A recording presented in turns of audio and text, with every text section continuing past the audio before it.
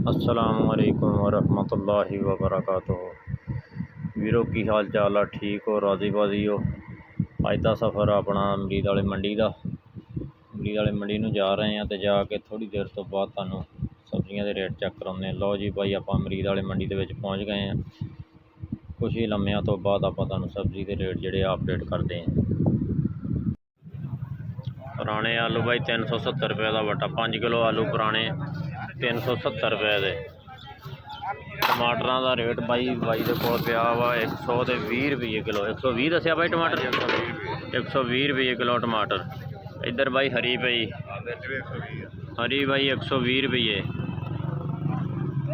120 हरी टमाटर 120 दे। पुराने आलू भाई 370 रुपये 5 किलो। भाई गोभी चेक कर ला 180 रुपये किलो। ये भाई जिदा बलीच लाई होंगी इनू